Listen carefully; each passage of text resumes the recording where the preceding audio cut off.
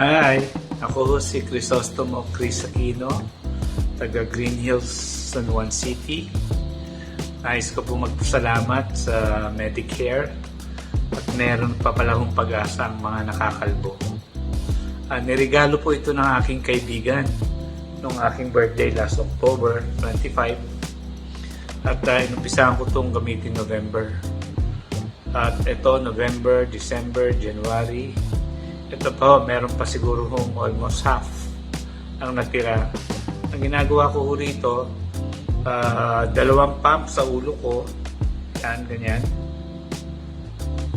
At mamasahin ko na ho. Labis kong pasasalamat sa Medicare at nagkaroon ng pag-asa ang aking buhok. Na-document ko ito at pinadala ko sa kanila ang aking litrato, yung manipis kong buhok. At ngayon ho, makikita nyo, meron na ho tumutubo dito.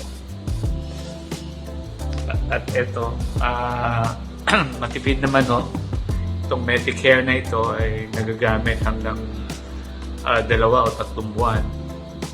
At lalagay ko sa gabi, kaya ngayon, gabi na ho. At mamasahin ko aking buhok. Pagdating sa umaga, maghuhugas ko ako, shampoo ko ng herbal shampoo. Konti lang ho, kakanawin ko lang siya sa tubig, hahalo ko sa tubig. At para ma-shampoo yung ano ko, lalagyan ko uli. Ito siya, kumapal na. At papatuloy ko ito. Thank you, Medicare. Ang kalbo may pag-asa pa. Salamat. Mula sa bulwagang balitaan ng Boracay Island News Network, ito ang headlines. Boracay handa na sa revenge tourism ayon kay DoT Secretary Puyat. DoT Secretary Puyat hinikayat ang mga pedia na magpabakuna para makabiyahe. Boracay Capiz shows support for Leni-Kiko campaign. Loren vows for continued inclusive growth in Antique, whole of Panay Island. Ilang mga OFWs sa Hong Kong tinitiis ang mahabang pila sa swab test. Tinatayang 100 million pesos na QRF inihahanda ng Department of Agriculture Western Visayas sa Negros Occidental. The Washington Mayoralty candidate Jessica Panambo is 80% ready for campaign season. Lifestyle, booster shot pwedeng ma-avail ng libre ng mga turista sa Boracay.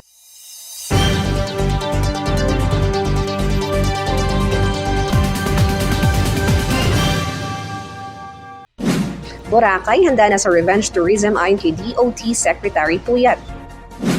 Handa na di umano ang isla ng Boracay sa revenge tourism o pagdagsa ng mga foreign tourists. Ang revenge tourism ay kagustuhan ng mga turista na makapagbakasyon dahil sa matagal na quarantine o lockdown bunsod ng COVID-19 pandemic. Binisita ni Secretary Puyat ang Boracay bilang pagpapakita ng suporta sa isinagawang bakuna sa mga aged group na may edad 5 years old hanggang 11 years old. Ilan lamang sa mga pwedeng gawin ng mga turista sa Boracay ay ang sea sports, pagkain ng seafoods, paliligo sa White Beach at iba pa.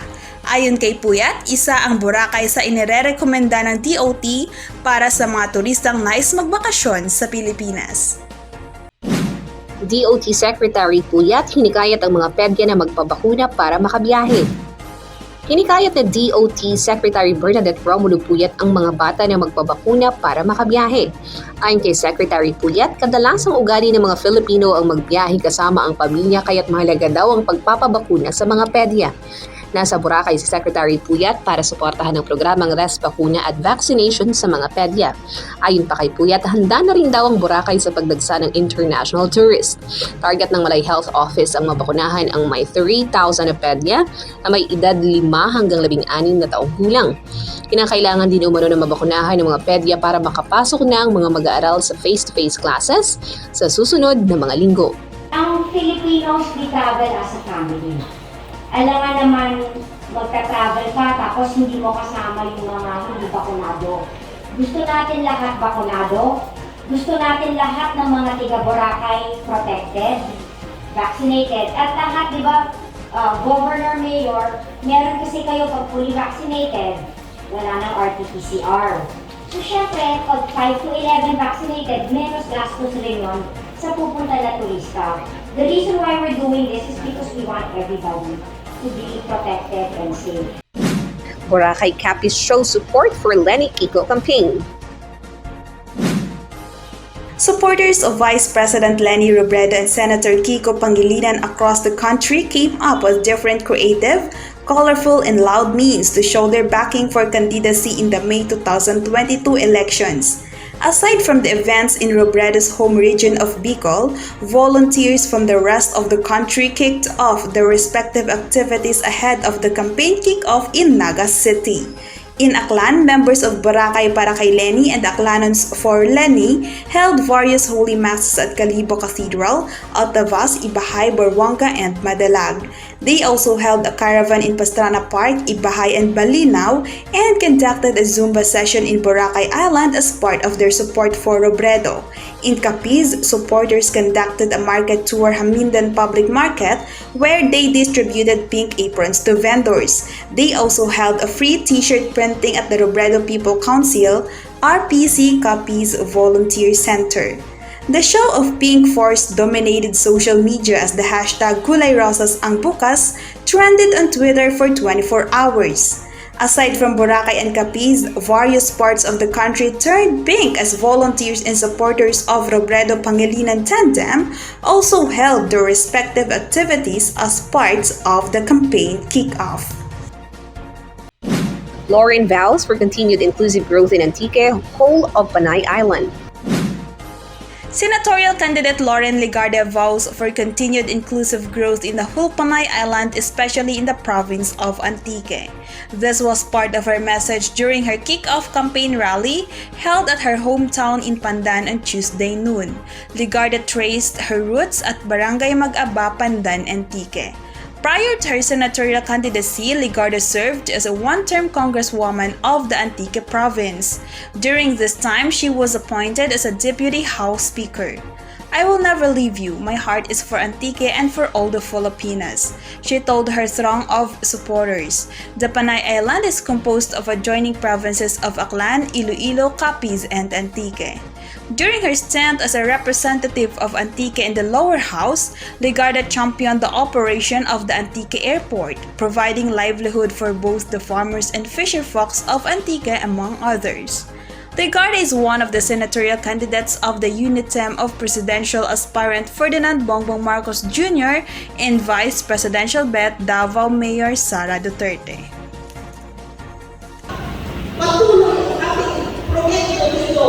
Hindi ko kayang naituran ang pangangailangan ng ibang Pilipino sa ibang probinsya na nasanay sa aking mabilis na aksyon mula 1998 hanggang 2019. Kaya ang inyong Inday Loren ng Antique hanggang December 23. Tignan nyo sa Facebook page ng grupo, umilang ko ng private plane, lumusok sa bawat probinsya ang aking binanggit. Pasko, nagtatrabaho po kami hanggang 26-7 hanggang ngayon. Patuloy po ang aking pagbibigay ng suporta. Ilang mga OFW sa Hong Kong tinitiis ang mahabang pila sa swab test. Ilang mga overseas Filipino workers sa Hong Kong ang nagtiis ng mahabang pila para magpa-swab test doon.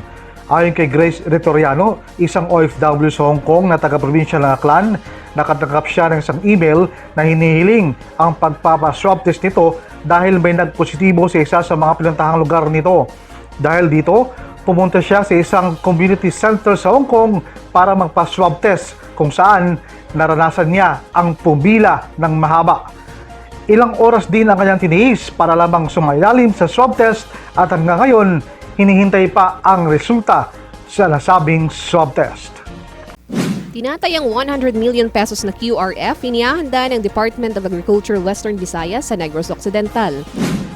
Inihahanda sa ngayon ng Department of Agriculture Western Visayas ang may 100 million pesos na Quick Response Fund or QRF para sa mga mangingisda at magsasakang apektado ng bagyong Odette sa lalawigan ng Negros Occidental. Ayon kay Remelin Ricoter, Regional Director ng DA Western Visayas, nakausap na niya si Negros Occidental Governor Bong Lacson kamakailan at isa ito sa mga napag-usapan nila. Base sa tala ng DA, ang lalawigan ng Negros Occidental ang may pinakamaraming nasalanta ng bagyong si Odette kung saan nasira ang may tinatayang 100 million pesos na agricultural products. Ayon kay Ricoter, kasalukuyang inaayos na nila ang mga legal na paperworks para ma-release na ang budget sa pag-rehab ng agriculture production sa nasabing lalawigan. We had a meeting with the Governor Lacson regarding the rehabilitation efforts of the Department of Agriculture regarding the affected areas of Odette.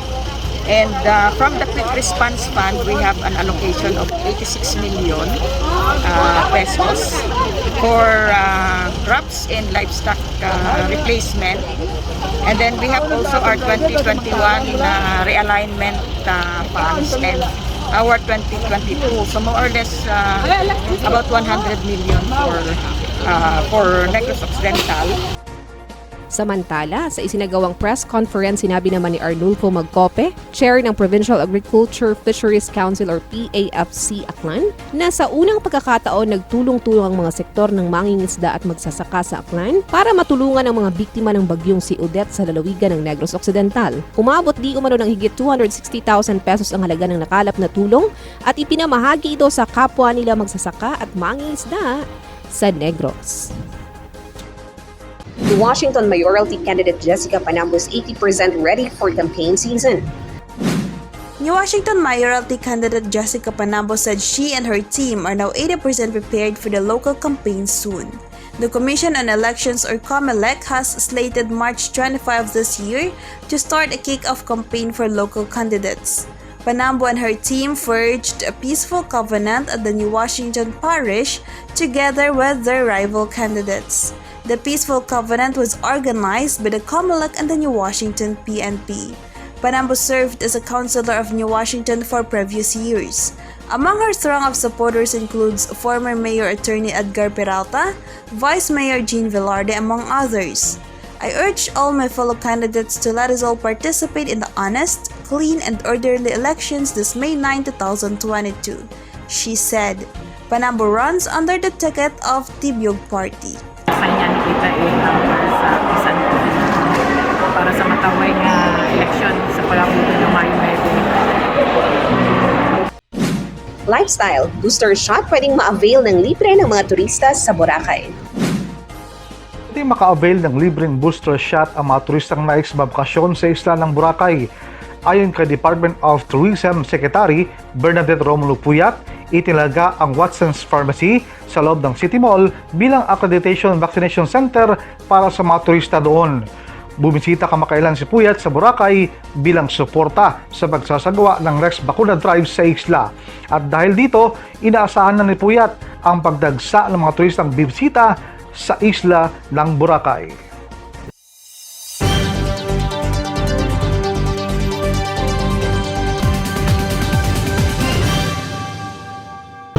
At yan po ang aming nakalap na balita at impormasyon para sa Boracay Island News Network. Ito po si Carla Senior Normal. Para sa karagdagang balita at informasyon, bisitahin lamang po ang aming YouTube channel at ang aming Facebook page.